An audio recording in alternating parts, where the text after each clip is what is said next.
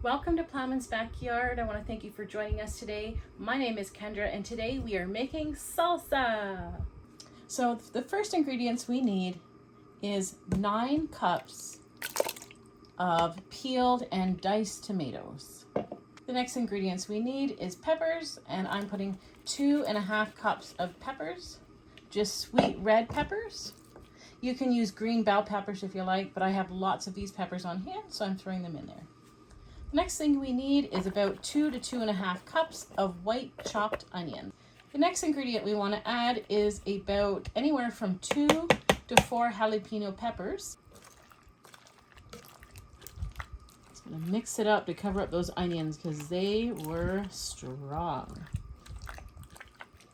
The next ingredient is about 10 cloves of garlic.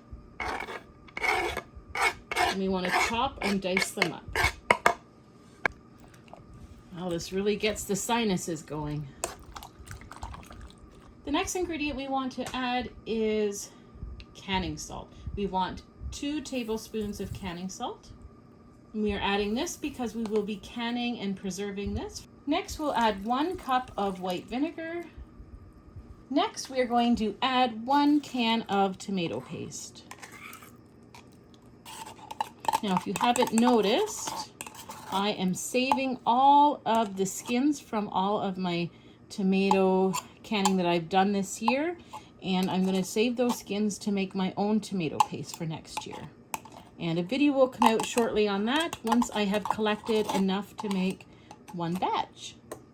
Now, once we have mixed all the ingredients together, we are going to put it on the stove, and we are going to boil it or cook it for about a half hour just to get it to thicken up, and then we'll start the canning process.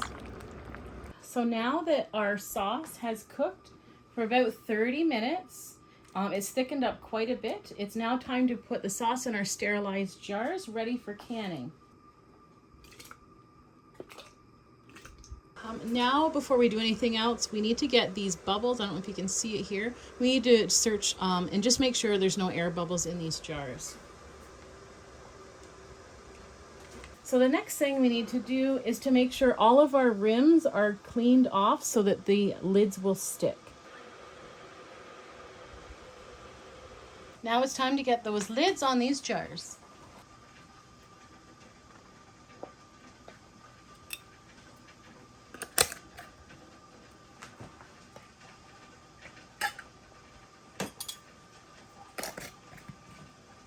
Now it's time to get our jars into the water bath canner. I am using a pressure canner, but I'm not pressure canning. I'm just water bathing, and I'm going to water bath them for about 35 minutes. Just check your altitude when it comes to the amount of time you need to can, because every place is different. So make sure you check that out for yourself. I'm going to water bath can these for 35 minutes. Well, I want to thank you for joining us here at Plowman's Backyard today and our making salsa video. I hope you enjoyed it. I hope that you give it a try. It is not my own personal recipe. I've actually been using it from Delish Knowledge. If you want to check out her website, she has some great recipes there, and this is a great recipe. It smells delicious. I think you'll love it, so give it a try. If you're like us and it's that time of year where you're harvesting, you might be looking for different canning videos. You might even be looking at how to preserve different things like eggs, or you may be looking at maybe even how to dehydrate things or freeze things. We have all those things here on our channel, and we hope that you'll stick around because there's a lot of info that we have and a lot of great knowledge that we have to share, and even just some great experiences. Anyways, we're happy you're here, and we'll see you again.